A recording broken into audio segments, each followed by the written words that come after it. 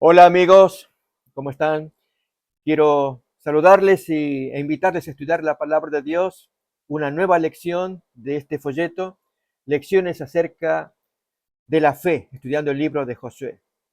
El tema de esta semana es sumamente interesante, ya que trae apenas el estudio de un solo capítulo, rico, pero en esta ocasión traeremos más ejemplos para enriquecer el concepto que el autor nos trae. Esto es cuando, como dice el título de la lección, morando ya en la tierra como familia, como tribu ya, no obstante aparecen problemas. Y en este caso uno que pinta, que aparenta ser muy serio, y es que un grupo de tribus traen una construcción que despierta sospechas en el resto de los compañeros. Y entonces están a punto de entrar en conflicto. Pero así como este concepto, mis queridos amigos, aparece también a lo largo de la Biblia, vamos a mirar ejemplos similares de cuando se hacen cosas y a veces pueden ser mal interpretadas si es que uno no actúa sabiamente, o como dice el Proverbio 15:1, sugerido en la lección, que la blanda respuesta quita la ira.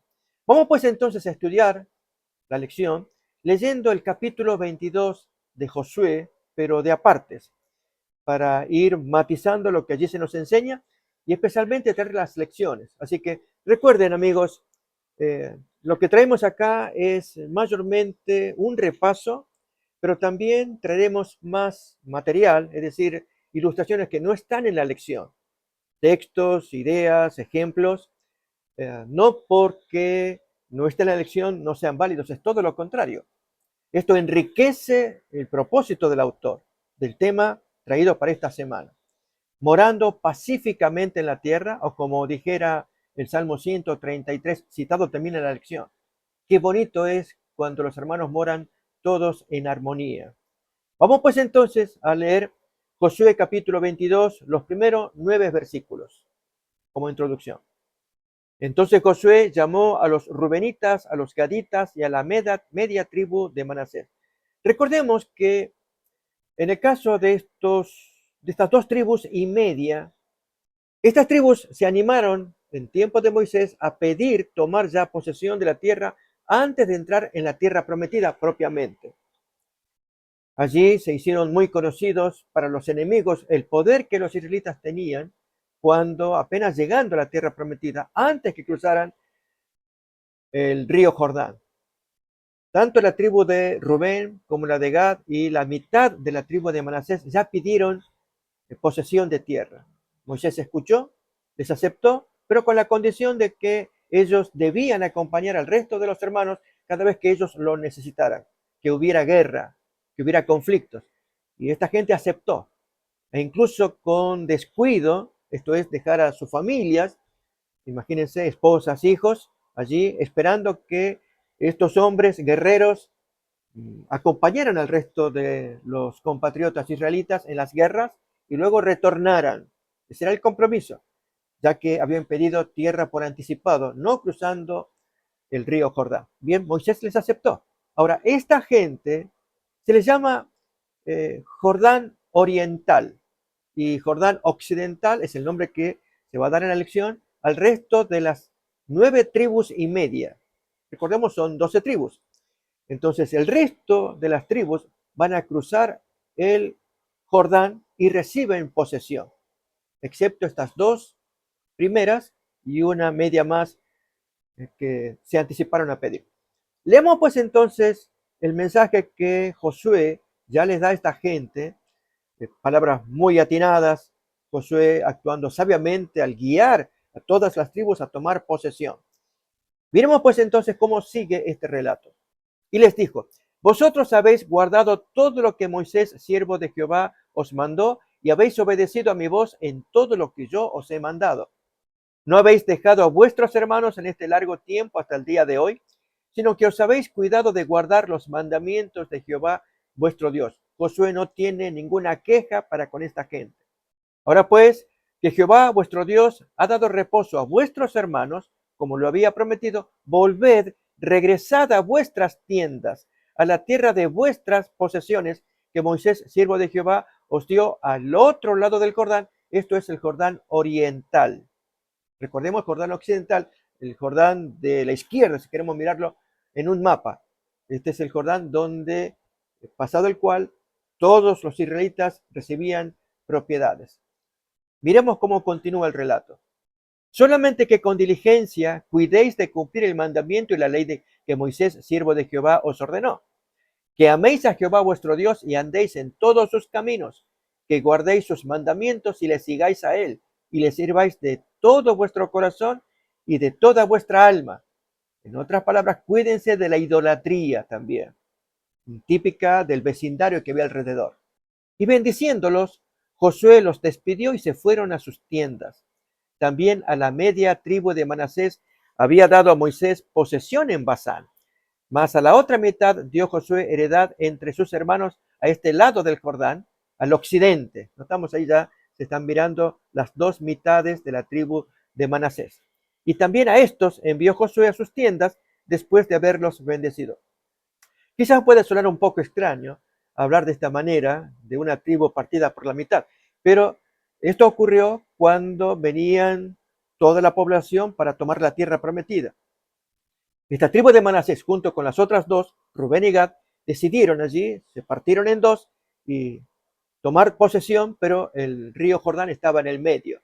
Por eso hablamos de mitad Jordán oriental, mitad Jordán occidental. Sigue más. Y les habló diciendo, volved a vuestras tiendas con grandes riquezas, con mucho ganado, con plata, con oro, bronce, muchos vestidos, compartid con vuestros hermanos el botín de vuestros enemigos. Así los hijos de Rubén y los hijos de Gad y la media tribu de Manasés se volvieron separándose de los hijos de Israel, desde Silo, que está en la tierra de Canaán, para ir a la tierra de Galaad.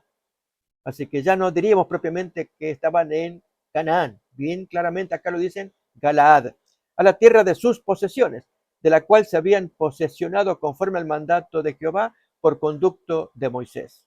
Hasta aquí entonces tenemos esta primera historia muy interesante, Josué guiando a la población, pero especialmente esta historia de Josué capítulo 22 trata de estas dos tribus y media. La historia va a traer un ribete nuevo, y es que estos israelitas construyen un altar, y para las otras tribus mayoritarias esto no suena bien. Vamos a ver luego, primero leemos la historia, pero vamos a ver ejemplos similares de cuando la población israelita, el pueblo de Dios, construye, levanta edificación por un lado, o herramientas por otro también, que invitan a la idolatría. Es algo tremendo, muy serio, muy peligroso, porque el ser humano está acostumbrado a inclinarse a aquello que es material. Y en este caso, estas dos tribus y la mitad de Manasés hacen algo material. Y la tentación está a flor de piel, diríamos nosotros. Cuando uno ve algo tangible para adorar, para sacrificar, como eran en aquellos tiempos, descuidando el lugar que Dios había ordenado que se sacrificara. Recuerden, ya se habían dado las instrucciones a Moisés para edificar el tabernáculo, un tabernáculo móvil del desierto, y ahora se establece en Silo. Ese es el lugar donde va a quedar, todo el mundo acordó en ello, ahí va a quedar la construcción del tabernáculo. Pero ahora los rubenitas, gaditas y la media tribu de Manasés construyen un altar paralelo. ¿Comienza la apostasía? ¿Este es el fin de la unidad de los israelitas? ¿Será que habrá que luchar y aunque esto genere muchas bajas, muertes, como sí ocurrió décadas más adelante en una situación casi similar? Esto es cuando va una comitiva, un texto que ya vamos a mirar en el libro de Jueces, una comitiva para aclarar, pero no fue solamente aclarar. Esto era realmente castigar un pecado muy grave que se había cometido. En este caso, previendo que se vino un pecado de idolatría, los israelitas se preparan para una guerra. A ver, miremos la historia entonces la acción que realizan la tribu de Rubén, la tribu de Gad y la media de Manasés. Seguimos leyendo, versículo 10 en adelante. Y llegando a los límites del Jordán, que está en la tierra de Canaán, los hijos de Rubén, los hijos de Gad y la media tribu de Manasés edificaron allí un altar junto al Jordán. Notemos que esto se pone muy peligroso. Sigue más. Y los hijos de Israel oyeron decir que los hijos de Rubén y los hijos de Gad y la media tribu de Manasés habían edificado un altar frente a la tierra de Canaán, en los límites del Jordán, del lado de los hijos de Israel. Cuando oyeron esto los hijos de Israel, se juntó toda la congregación de los hijos de Israel en Silo para subir a pelear contra ellos. Esta será la primera parte de la lección, amigos, donde se nos habla, primeramente, Josué ya despidiendo con bendición y en paz estas dos tribus y media. Esta gente llegan a sus límites, siguen adelante en la preparación de lo que es sus construcciones, pero aquí que hacen algo nuevo. Esta es la primera parte, levantar un altar paralelo. La segunda parte, que veremos poco después, tiene que ver con la comitiva que va a enfrentarlos. Y con esto, amigos, quiero traer algunos ejemplos bíblicos. Ahora sí, ilustraciones que nos hacen ver el riesgo de levantar altares paralelos. Quizás esta sea la primera experiencia de algo real paralelo, de futuras experiencias peligrosas, traumáticas, en algunos casos devastadoras. Nos referimos cuando penetra la idolatría en el pueblo de Dios. Miremoslo en Primero de Reyes, el capítulo 12. Allí se nos cuenta la historia de Jeroboam I. Desde el versículo 25 se nos hablará cuando el hombre toma posesión por parte de Dios del territorio que le cabe como jefe. Pero leyendo un poquito más, vamos a ver que se nos dice más de la intención que trae este hombre al instaurar un culto paralelo. ¿Será eso lo que están intentando hacer los rubenitas, gaditas y la media tribu de Manasés? Leamos pues entonces Primer libro de Reyes, el capítulo 12, versículo 25 en adelante. Entonces reedificó Jeroboam a Siquem en el monte de Efraín y habitó en ella, y saliendo de allí reedificó a Penuel. Y dijo Jeroboam en su corazón: ahora se volverá el reino a la casa de David, si este pueblo subiere a ofrecer sacrificios en la casa de Jehová en Jerusalén, porque el corazón de este pueblo se volverá a su señor Roboam, rey de Judá, y me matarán a mí, y se volverán a Roboam, rey de Judá. ¿Qué es lo que está contando el texto? Se había partido el reino. Esto ocurrió, lógicamente, tiempo después de esta experiencia que estamos leyendo de Josué, de los rubenitas, gaditas y la media tribu de Manasés. Cuando Salomón había cometido grave pecado y como consecuencia Dios no toleró este pecado y castiga allí, no en Salomón, sino en el hijo que se excedió en su torpeza, y entonces Dios parte el reino en dos partes, el reino del sur, Judá y Benjamín, el reino del norte, las otras 10 tribus. Y el profeta Agías, o Aquías, es el profeta de aquel tiempo, quien invita a Jeroboam, que se llamará Jeroboam primero, para que tome posesión de las 10 tribus, que llamaremos tribus del norte, y se formara el reino de Samaria, el reino de Israel, conocido así. Pero aquí que mientras avanzan las semanas y los meses, Jeroboam teme que por obedecer el mandato de Dios que ordenaba 3 veces al año, todo el mundo debía ir a Jerusalén, esto es al sur, temiendo él que por obedecer el mandato las 10 tribus debían ir también, y que entonces se produjera la reconciliación entre este perverso rey Roboam, hijo de Salomón, y las 10 tribus que se habían separado.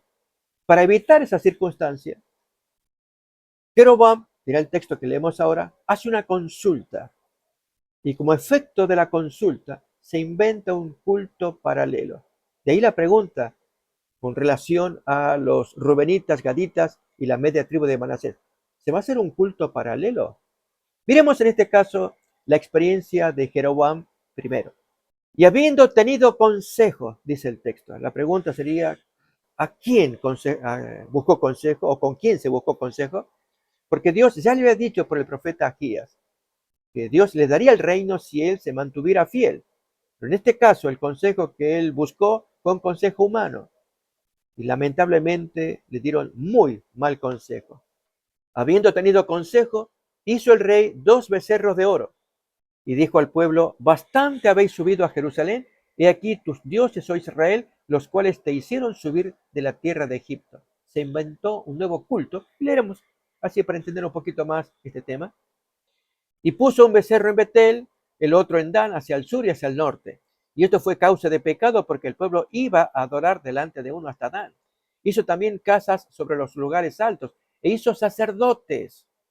Así que se inventó nuevos sacerdotes de entre el pueblo que no eran de los hijos de Leví ordenados por la ley de Moisés.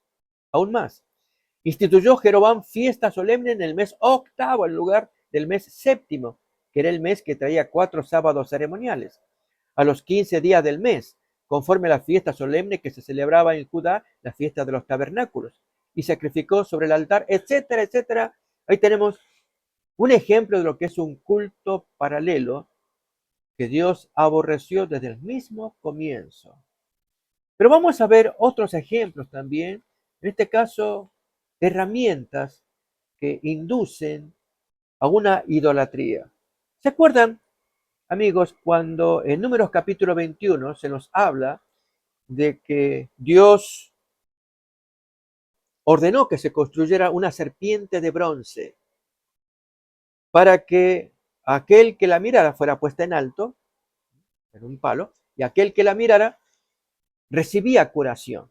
Bien, vamos a mirar en Segundo de Reyes, capítulo 18, versículo 4, qué es lo que pasó con esa serpiente de bronce que se había construido, que había surtido efecto en su momento, pero ahora estaba siendo causa de idolatría. Dios no soporta que se haga un culto paralelo en su territorio. Miremos lo que hizo el rey Josías.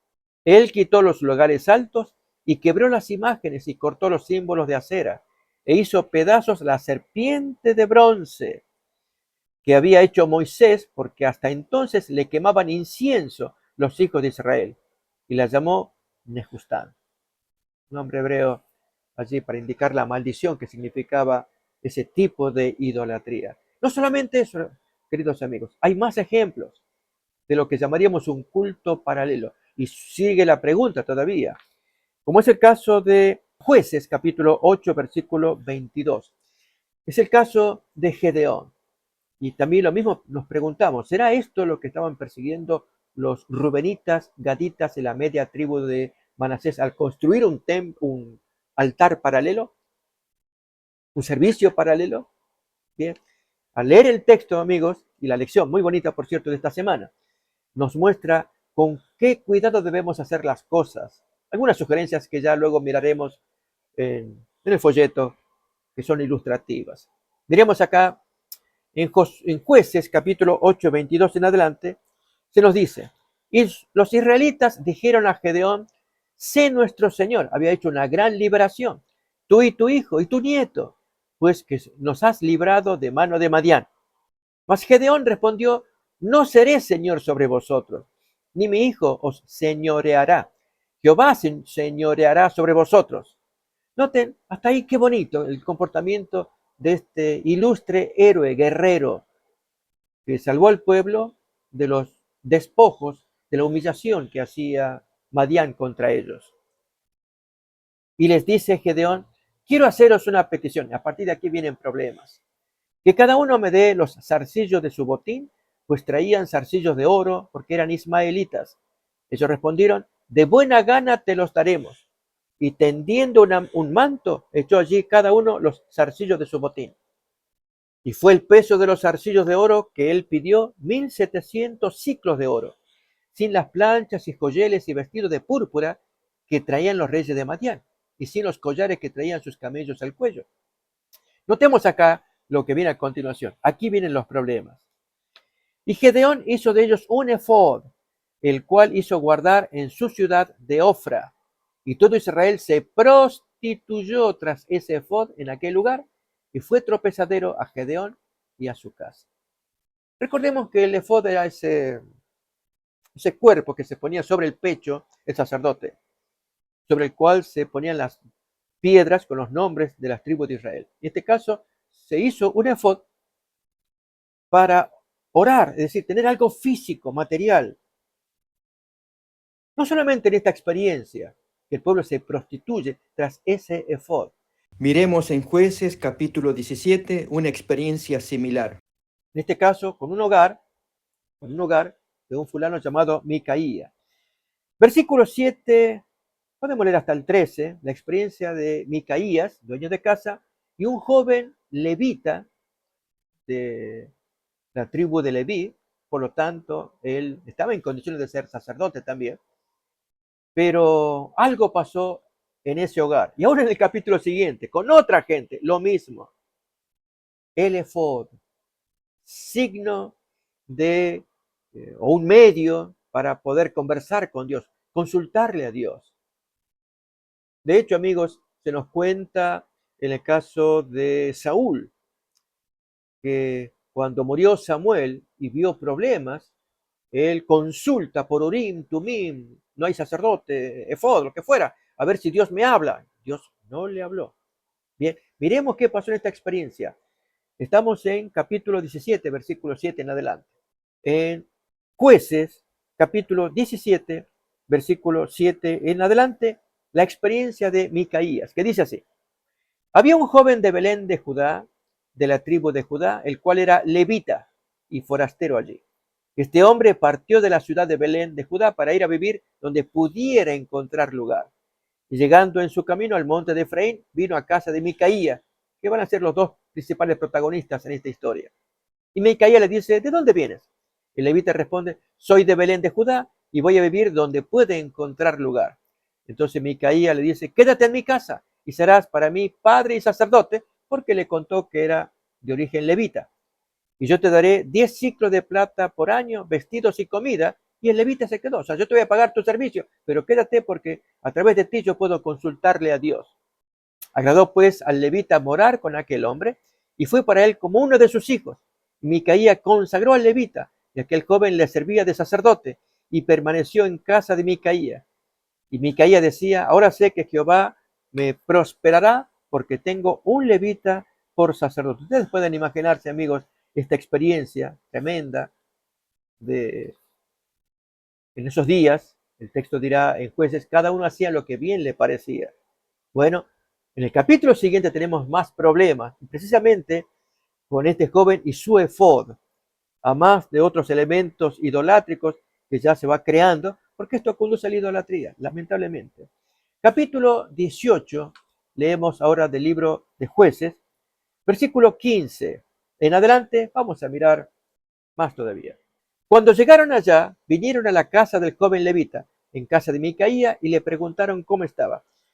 Para abreviar, amigos, podríamos leer desde el versículo 1, pero solamente decirles que la tribu de Dan, quien se está hablando, esa tribu no tenía posesión todavía. ¿Dónde ir a meterse? ¿Dónde tomar posesión? Entonces, buscando, investigando, llegan a la casa de esta familia, Micaía y el joven, y el joven le dice, miren, hay una ciudad allá, tal, y le da la descripción, ¿ok? Van a ver, y efectivamente allí era tal como había dicho el joven, van de vuelta a Dan para decirles, este es el lugar donde vamos a tener posesión. Perfecto. Pero vamos a ir a visitar a esa gente otra vez que nos atendió. Y ahora leemos la historia, nuevamente, Jueces capítulo 18. Allí vamos a ver esta historia que tenemos por delante. Cuando llegaron allá, vinieron a la casa del joven levita, en casa de Micaía, y le preguntaron cómo estaba. Y los 600 hombres que eran de los hijos de Dan estaban armados de sus armas de guerra a la entrada de la puerta. Y subiendo los 5 hombres que habían ido a reconocer la tierra, entraron allá y tomaron la imagen de talla, el efod, los terafines, que son pequeños ídolos, y la imagen de fundición, mientras estaba el sacerdote a la entrada de la puerta con los 600 hombres armados de armas de guerra, en ausencia de Micaías. Entrando pues aquellos en la casa de Micaía, tomaron la imagen de talla, el efod, los terafines, la imagen de fundición, y el sacerdote les dice, pero ¿qué están haciendo? ¿Qué es esto? Y ellos respondieron, calla, pon la mano sobre tu boca y vente con nosotros para que seas nuestro sacerdote, padre y sacerdote. Es mejor que seas tú sacerdote en casa de un solo hombre o de una tribu y familia de Israel. Y se alegró el corazón del sacerdote, el cual tomó el efod, los terafines, la imagen, y se fue en medio del pueblo. Y ellos se volvieron y partieron y pusieron los niños, el ganado y el bagaje por delante. Y así la historia continúa para enseñarnos qué cosa, amigos. Otro ejemplo de culto paralelo. Así como estos, la Biblia trae ejemplos que desembocan en corrupción, en la caída. Esa es la sospecha que tienen ahora los israelitas cuando averiguan qué está pasando con esa gente que hicieron un altar. Leamos otra vez el texto de la construcción del altar, Josué capítulo 22, versículos 10 y 11. Allí se nos habla de este altar construido. Y llegando a los límites del Jordán, que está en la tierra de Canaán, los hijos de Rubén y los hijos de Gad y la media tribu de Manasés edificaron allí un altar junto al Jordán, un altar de grande apariencia. El altar no era sencillo, no era el simple altar de piedra como el que hacía Abraham, este era muy grande. Y los hijos de Israel oyeron decir que los hijos de Rubén, los hijos de Gad y la media tribu de Manasés habían edificado un altar frente a la tierra de Canaán. No adentro de Canaán, porque ahí estaban las 9 tribus y media, sino en la tierra de Galaad, la tierra vecina. Y el Jordán los separaba. En los límites del Jordán, del lado de los hijos de Israel. Entonces, como consecuencia de esta sospecha, se está hablando de guerra. Todos creen que esta gente cayó en apostasía. Pero hacen algo, amigos, que vale la pena tomar en cuenta. Primeramente, forman una comitiva. En lugar de actuar precipitadamente, ahora vamos a ver otros ejemplos con relación a comitivas. Yo di ejemplos sobre altares ocultos paralelos. Ahora vamos a leer la historia nuevamente, versículo 14 en adelante, sobre la comitiva. Llevan a un buen hombre, Finés. Recordemos, él fue el hijo de Eleazar, nieto de Aarón. Este Finés se hizo muy conocido cuando en Números 25, en medio de la apostasía, antes de entrar en la tierra prometida, en tiempo de Moisés, todos los hombres fueron a participar del culto idolátrico de Moab a instancias del consejo, mal consejo que dio Balaam. Y en aquella noche de prostitución, 23,000 hombres, nos cuenta el texto bíblico, fueron destruidos por el Señor por la fornicación y orgías en las que ellos se involucraron. Las mujeres aparecieron, invitaron a los hombres, allí fueron en masa los hombres, hasta que Finés o Pinjas, traducen otras Biblias, toma la lanza y ve a una pareja, un israelita y una mujer pagana, que la trae en andas para meterla en su carpa, allí en medio de la familia. Y tenemos el texto para acordarnos en Números capítulo 25, versículo 6 en adelante. Vamos a leer un poquito más, leemos el texto, porque Finés es ahora quien aparece en la historia de Josué capítulo 22. He aquí un varón de los hijos de Israel vino y trajo una madianita a sus hermanos, a ojos de Moisés y de toda la congregación de los hijos de Israel, mientras lloraban ellos a la puerta del tabernáculo de reunión por la prostitución en la que habían caído los hombres, fornicación y orgías de por medio. Y lo vio Finés, hijo de Eleazar, hijo del sacerdote Aarón, y se levantó en medio de la congregación y tomó una lanza en su mano y fue tras el varón de Israel a la tienda, porque el hombre se la trajo al campamento de Israel, y los alanceó a ambos, al varón de Israel y a la mujer por su vientre, y cesó la mortandad de los hijos de Israel, y murieron de aquella mortandad 24,000. El texto de 1 de Corintios 10 nos dirá 23,000, pero 1,000 están anotados como los líderes, que ellos fueron ahorcados inmediatamente. Así que ahí ya tenemos la cantidad. Y amigos, muy terrible la narración, pero también la actuación rápida de Finés. Él era levita, de los hijos del sacerdocio. El hombre actúa y Dios observa ese celo por los mandamientos, por la pureza del pueblo, y entonces por la acción de haber hecho lo que hizo, cesó la mortandad porque debían morir mucho más gente. Y Dios hace un pacto con Finés de reafirmar el sacerdocio. Bien, ahora este Finés aparece en escena. Ahora leemos Josué capítulo 22, 14, liderando la comitiva de 10 líderes de las 10 tribus que están de este lado para enfrentar a los rubenitas y gaditas y también la media tribu de Manasés con respecto al nuevo altar construido. Leemos pues entonces capítulo 22, versículo 13 en adelante para mirar cómo empieza esta historia. Leemos al final, dice, y enviaron los hijos de Israel a los hijos de Rubén y a los hijos de Gad y a la media tribu de Manasés en tierra de Galad, a Finés, hijos del sacerdote Eleazar, y a 10 príncipes con él, un príncipe por cada casa paterna de todas las tribus de Israel, cada uno de los cuales era jefe de la casa de sus padres entre millares de Israel. Notemos acá, cuando hablan, piden una entrevista, una conferencia, y entonces, versículo 16, estas son las expresiones. Toda la congregación de Jehová dice así: ¿qué transgresión es esta con que prevaricáis contra el Dios de Israel para apartaros hoy de seguir a Jehová, edificándoos altar para ser rebeldes contra Jehová? Noten que aquí se está dando por asumido que el altar era para prostituirse, un altar paralelo, inventarse un culto, tal lo que ocurrió con Jeroboam I, o construir algo que luego será de prostitución, como ocurrió con los otros ejemplos que conté: la serpiente de bronce, el efod de Gedeón, el efod y el sacerdote levita de Micaía, etc. Cuando uno da por sentado, amigos, de esto trata la lección, vamos a discutirlo también.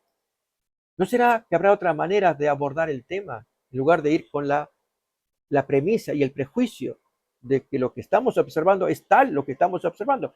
Hay un altar paralelo allí, es signo de idolatría, signo que esta gente va a adorar. La pregunta es, ¿quién dijo? A ver, notemos todavía más el argumento que trae Finés, que están dispuestos a sacrificarse ellos, de darles terreno donde Canaán, ya no más en Galaad. Vénganse acá, si hace falta, esto aparece en el versículo 19, vénganse acá, esténse con nosotros para que no caigan en esa idolatría. A ver, ¿qué están haciendo ustedes? Sigamos leyendo. ¿No ha sido bastante la maldad de Peor? Esto se refiere a la experiencia de Números capítulo 25, de la que no estamos aún limpios hasta este día, por la cual vino la mortandad en la congregación de Jehová. Recordamos, lo hemos leído hace un momento. Para que vosotros os apartéis hoy de seguir a Jehová haciendo este nuevo altar. Vosotros os rebeláis hoy contra Jehová, y mañana se irá él contra toda la congregación de Israel por culpa de ustedes. Era la preocupación de Finés y sus 10 colegas que le estaban acompañando. Si os parece que la tierra de vuestra posesión, Galaad, es inmunda, pasaos a la tierra de la posesión de Jehová. Si aquí hay contaminación, y esto que ustedes están haciendo es imitar esta tierra que está poblada por gente pagana. Vénganse a estar con nosotros, en la cual está el tabernáculo de Jehová, y tomad posesión entre nosotros, pero no os rebeléis contra Jehová, ni os rebeléis contra nosotros, edificándoos altar, además del altar de Jehová nuestro Dios. ¿No cometió Acán, hijo de Zera, prevaricación en el anatema? Y vino ira sobre toda la congregación de Israel. Noten, está hablando aquí de traición que hizo Acán, porque se dijo, no tomen del anatema, no tomen de las riquezas que ustedes van a tomar. Así que ustedes están cometiendo traición trayendo un nuevo altar. Y aquel hombre no pereció solo en su iniquidad, no solamente su familia, también hubo gente inocente, 36 soldados que perdieron la vida por ir a pelear contra Jai, y no debían haber hecho sin antes quitar el anatema.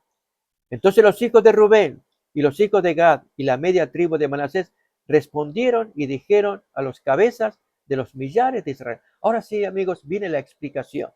La explicación, felizmente, va a satisfacer, pero realmente llega a ser la solución que esta gente proponía. Me refiero a Gad, Rubén y la media tribu de Manasés. Ellos tenían una preocupación e hicieron el altar. ¿Pero será que con el altar se eliminaba la preocupación? A ver, miremos. Noten cómo estas dos tribus y media se expresan, exaltan a Dios. Jehová Dios de los dioses y Jehová Dios de los dioses, Él sabe y hace saber a Israel.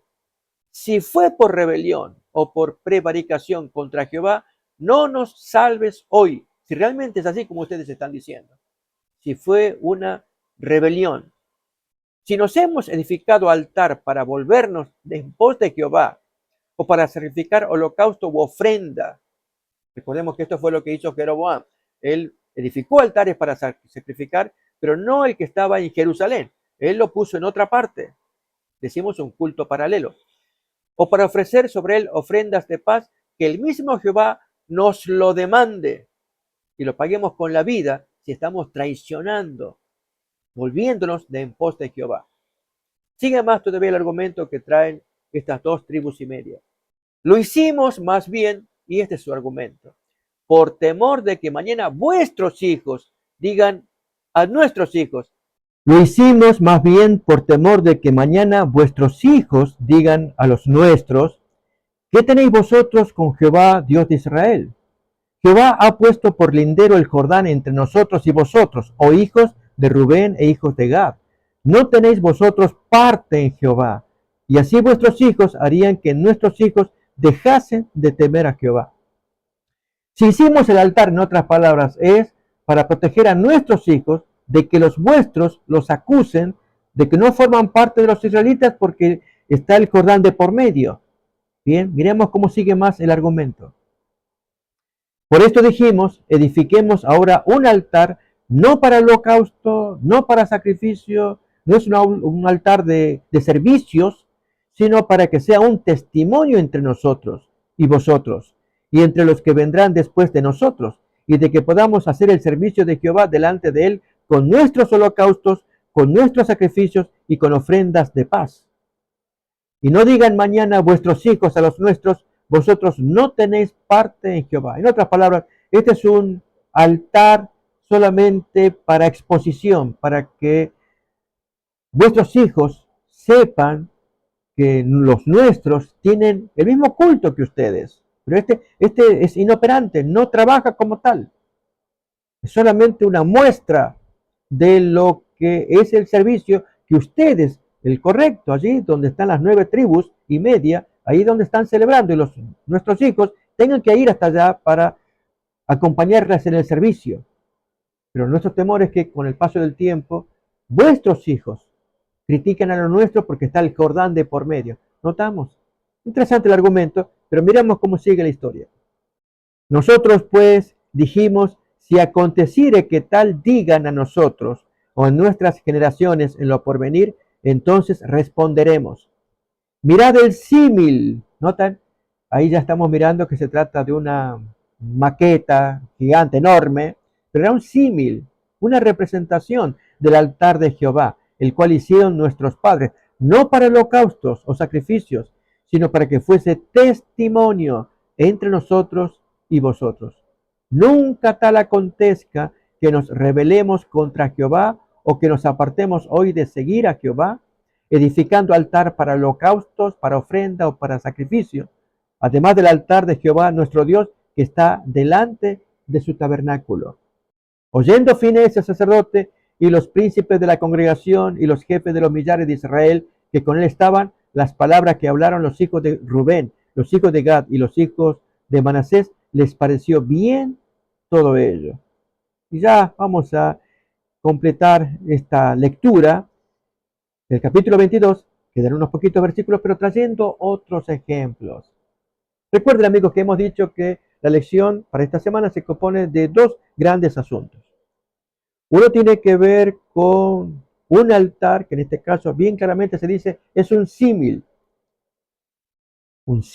inoperante, no es para que se oficie en él, solamente de testimonio o recuerdo o recordativo, para que se sepa que de este lado del Jordán, la generación joven miran el altar y saben que su obligación es cruzar el Jordán y llegarse al otro culto y allí celebrar como Dios ordena.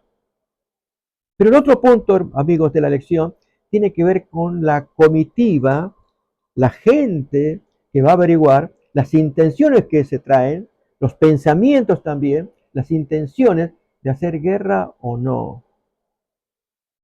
Vamos a ver un ejemplo en el primer libro de Samuel. Quiero invitarles a ver la experiencia que tiene Saúl con los sacerdotes que habían asistido a David. En el capítulo 22, versículo 9 en adelante, vamos a ver esta experiencia interesante de un informe que le llega al rey Saúl de actividades de su enemigo, infundado, por cierto, David. Pero para Saúl, que tenía su mente trastornada, él creía que era su enemigo.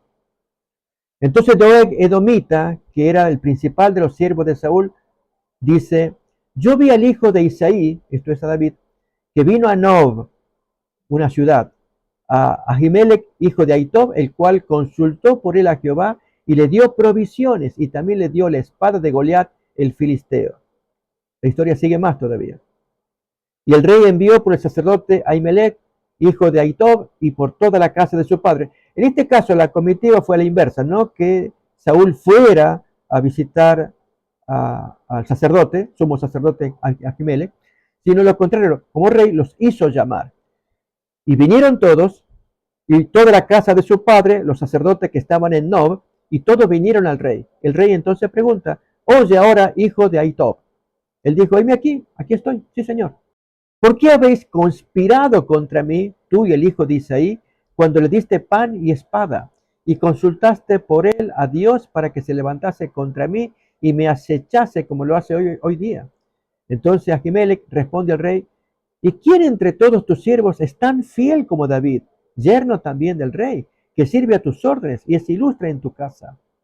¿He comenzado yo desde hoy a consultar por él a Dios? Lejos sea de mí. No culpe el rey de cosa alguna a su siervo ni a toda la casa de mi padre, porque tu siervo ninguna cosa sabe de este asunto, grande ni pequeño. No sé nada de lo que está pasando. Pero el rey dice, sin duda morirás, Ahimelech, tú y toda la casa de tu padre. Entonces dijo el rey a la gente de su guardia que estaba alrededor de él, volveos y matad a los sacerdotes de Jehová, porque también la mano de ellos está con David, pues sabiendo ellos que él huía, no me lo descubrieron. Noten, amigos, algo similar pasó con la comitiva que acompañaba a Finés. Ellos asumían que las dos tribus de Media habían caído en prostitución, en idolatría, y estaban listos para atacar, solamente que fueron una comitiva a averiguar y confirmar las sospechas, cuando se dieron cuenta de que estaban equivocados. Bien, en este caso Saúl está asumiendo lo que él cree, y en lugar de escuchar una respuesta sensata como la que estaba dando el sacerdote, él finalmente asumió que le estaban mintiendo, que estaban conspirando con él y ordenó matarlos. Tristísima historia. Un poquito más, miremos cómo culmina esta historia. Cuando él ordenó, dice al final del versículo 17, los soldados, los siervos del rey, no quisieron extender sus manos para matar a los sacerdotes de Jehová. Entonces dijo el rey a Doeg, vuelve tú y arremete contra los sacerdotes. Y se volvió Doeg, era de Edom, no era un israelita. Si Israel es Jacob y Edom es Esaú, sería entonces un primo lejano de los israelitas, los edomitas. Y acometió a los sacerdotes y mató en aquel día a 85 varones que vestían efod de lino. Y a Nob, ciudad de los sacerdotes, hirió a filo de espada, así a hombres como a mujeres, niños hasta los de pecho, bueyes, asnos, ovejas, todo lo hirió a filo de espada este perverso siervo Doeg para ganarse la buena voluntad de su amo. Miremos también, amigos, otro ejemplo. Notemos, estamos mirando ejemplos de comitivas que ya tienen asumida alguna idea y ya van para pelear en algunos casos. Este fue un ejemplo. ¿No fue así también Finés? ¿Cuál es la diferencia? Vamos a mirar. En este caso, David, 1 Samuel capítulo 25, versículo 12 al 14, lo ilustramos cuando David, enterado que sus siervos enviados por él a Nabal para recibir algo de alimento, ya que David había sido un muro de protección para sus pastores allí en los desiertos, ahora los criados de David regresan humillados. Nabal no los reconoce, los echa, y ahora David va a tomar venganza. 1 Samuel capítulo 25, versículo 12 en adelante, notemos el desenlace. Y los jóvenes que había enviado David se volvieron por su camino y vinieron y dijeron a David todas estas humillantes palabras. Entonces David dijo a sus hombres, ciéñase cada uno su espada. Y se ciñó cada uno su espada, y también David se ciñó su espada. Y subieron tras David como 400 hombres, y dejaron 200 con el bagaje. Pero uno de los criados dio aviso a Abigail, mujer de Nabal, diciendo, he aquí David envió mensajeros del desierto que saludasen a nuestro amo, y él los ha saherido o herido.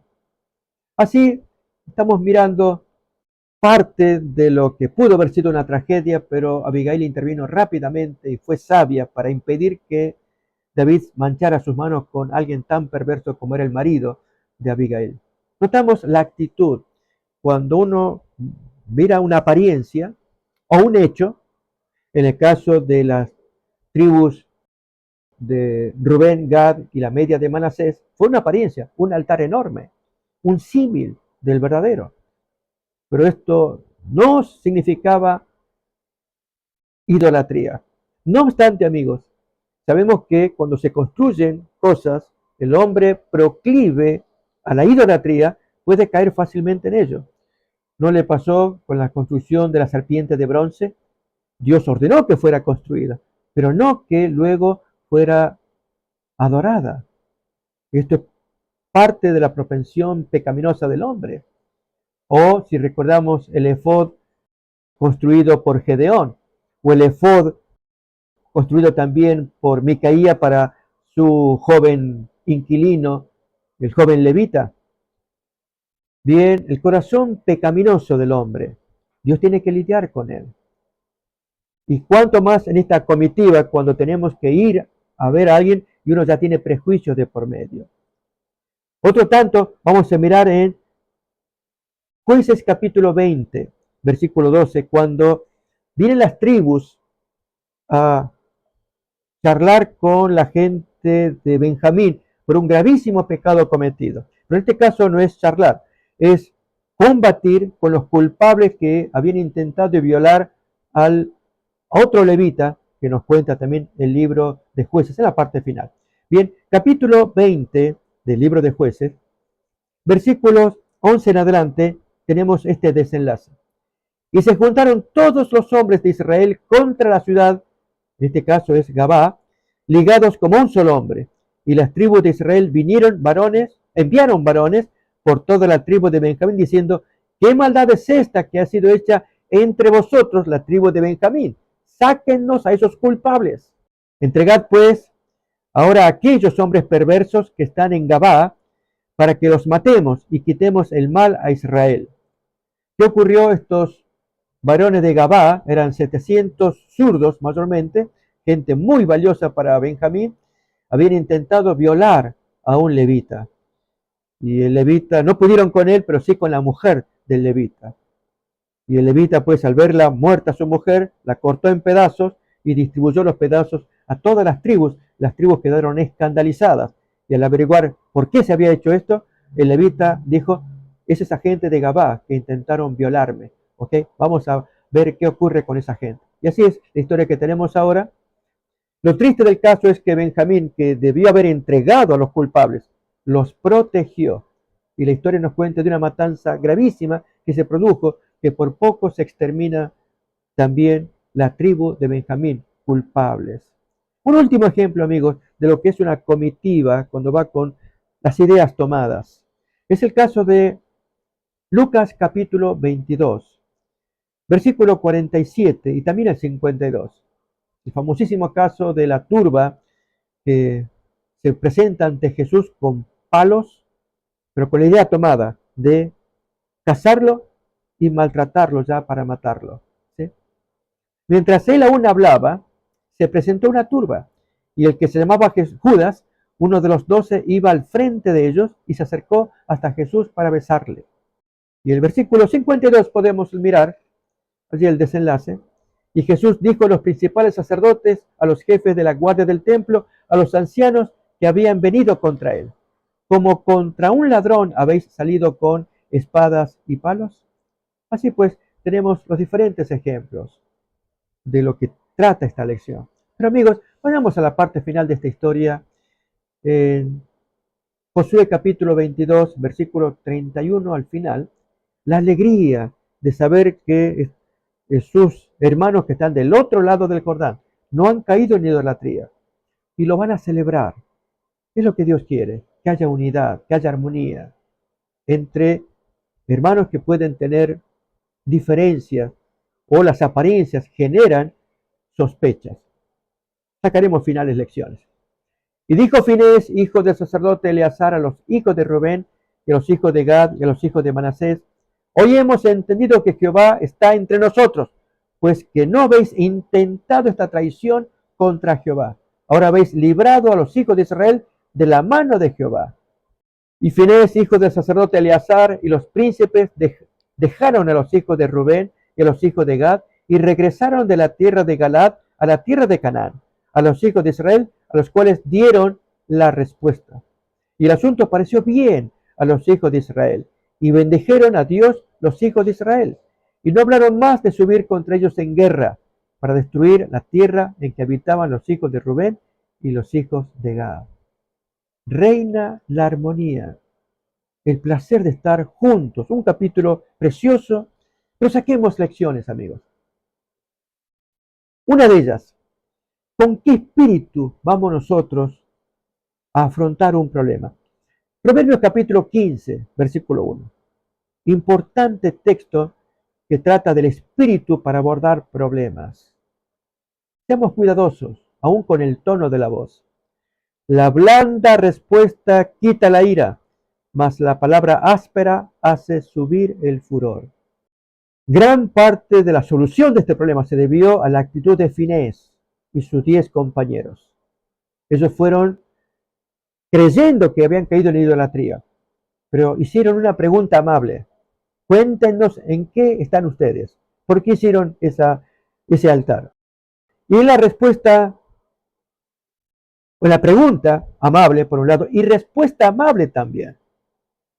Porque amigos, la gente de Rubén, de Gad y la media tribu de Manasés pudieron haberse ofendido y emitir una mala respuesta, o una respuesta enconada, llena de ira, de palabras cargadas. ¿Cómo es que ustedes sospechan de nosotros? Ustedes ni siquiera nos consultaron y ya nos atribuyen pecado. O frases por el estilo. Ambos bandos hicieron una amable conversación para aclarar un punto. ¿No necesitamos esto, amigos? ¿No es bueno este concepto de ser suaves en la forma en cómo nos expresamos? Por otro lado, también la gente de Rubén, Gad y la media tribu de Manasés, al hacer semejante altar, un símil del otro que estaba en Canaán, no deben haber informado para evitar malas apariencias y malos comentarios. Saben, amigos, nosotros necesitamos movernos rápidamente, pero a la vez imaginar que estamos en un contexto, en un ambiente, y cuanto más si se trata de familias, conocidos, iglesia, aún en el trabajo, que por movimientos que hacemos, que no aclaramos, pueden ser malinterpretados. Y podemos culpar o acusar al otro de que nos malinterpreta si no hemos actuado sabiamente, no hemos aclarado. En el caso de la tribu de Rubén, Gad y la media de Manasés, debieron haber actuado más sabiamente para evitar esta situación que casi llega a las armas. Por otro lado, También es importante que cuando nos movemos podamos buscar soluciones pacíficas. Y para ello, traer, como hizo Finés y su gente, si esta tierra es inmunda, y si ustedes tienen problemas con esta gente acá, vénganse acá, les hacemos un lugar. Esto aparece en el versículo 19, 22-19. Esto muestra un espíritu de sacrificio de parte de estos líderes, Finés con sus 10 compañeros. Vengan acá, crúcense el Jordán, abandonen todo esto y entonces vivamos pacíficamente. Finalmente, amigos, quiero invitarles a ver el Salmo 133, un texto precioso con el cual podemos culminar este estudio de la lección. Y es lo que Dios quiere de todos nosotros, que vivamos en armonía. Y usa el ejemplo del incienso, el aceite suave que caía sobre el cuerpo de Aarón. Mirad cuán bueno y cuán delicioso es habitar los hermanos juntos en armonía. Es como el buen óleo sobre la cabeza, el cual desciende sobre la barba de Aarón, y baja hasta el borde de sus vestiduras, como el rocío de Hermón, que desciende sobre los montes de Sión, porque allí envía Jehová bendición y vida eterna. Efectivamente, amigos, este texto muy bonito muestra que ese aceite de la unción que se pone sobre la cabeza de Aarón despide un aroma tan precioso.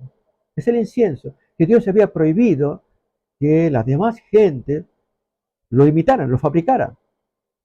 Y con ello se perdiera la reverencia, el espíritu de devoción que ese aroma debía transmitir a aquellos que lo olieran, principalmente los sacerdotes. Estaba dedicado para ungir a los sacerdotes. Mírenlo en Éxodo capítulo 29, versículo 7. Y luego la prohibición de no construir ese aceite, que era un aceite muy especial, creado por Dios para que allí quienes oficiaran en el santuario sintieran el aroma de la santidad, de la perfección, la presencia de Dios. Y ese aceite, ese olor, ese aroma, es el que Dios quiere según el Salmo 133. Pero leamos los textos. Luego tomarás el aceite de la unción y lo derramarás sobre su cabeza, la del sacerdote, y le ungirás. Y versículo 31 al 33, la prohibición de imitar la construcción de ese aceite. Capítulo 30, versículo 31 al 33. Ahí tenemos el texto. Y hablarás a los hijos de Israel diciendo, este será mi aceite de la santa unción por vuestras generaciones. Sobre carne de hombre no será derramada, ni haréis otro semejante conforme a su composición, porque Dios había indicado cómo componerlo. Santo es, y por santo lo tendréis vosotros. Cualquiera que compusiere un ungüento semejante y que pusiere de él sobre extraño, será cortado o destruido de entre su pueblo. Amigos, la lección la podemos leer. Lo que he traído es versículos adicionales, historias adicionales, tratando dos asuntos fundamentales: el altar o el culto paralelo y la comitiva, la intención con la cual va a abordar el problema. Saquemos lecciones. Acerca de lo primero, pues si hacemos algo que no traiga confusión a aquellos que nos observan, cuidémonos. Uno dice cuidar las apariencias, pues justamente cuando hay gente que se confunde por nuestras apariencias, ¿no somos responsables también? No, es que a mí no me importa, ellos piensan mal porque son mal pensados. Amigos, vivimos en armonía. ¿No lo dice el Salmo 133? ¿No dice qué bonito, dice Dios, que es que vivan los hermanos en armonía? ¿Por qué yo habré de generar gratuitamente si lo puedo evitar? En el otro caso, la comitiva, ¿con qué intención voy para que se aclaren las cosas? O el otro que recibe la comitiva, la comisión de personas que acuden para charlar. ¿Con qué espíritu nos movemos? ¿Un espíritu combativo? De que se va a hacer, e incluso pónganse a pensar, amigos, en esta lección de Josué capítulo 22, ¿cómo se habrán sentido toda la población de las 9 tribus y media cuando vieron que sus pensamientos eran equivocados? Asumieron que sus compañeros detrás del Jordán habían iniciado idolatría y tienen que descubrir que están equivocados. ¿Podemos admitirlo? Somos proclives o nos inclinamos a admitir nuestros errores. Podemos decir, perdón, me equivoqué. O lo contrario. No, no, no. Esa es la explicación que ellos te dieron. Pero en verdad, si tú miras atentamente y querer sostener nuestro punto de vista, esto le pasó a Satanás. No puede pasar con nosotros. La lección es fascinante. Recomendamos estudiarla, leerla y que Dios nos bendiga.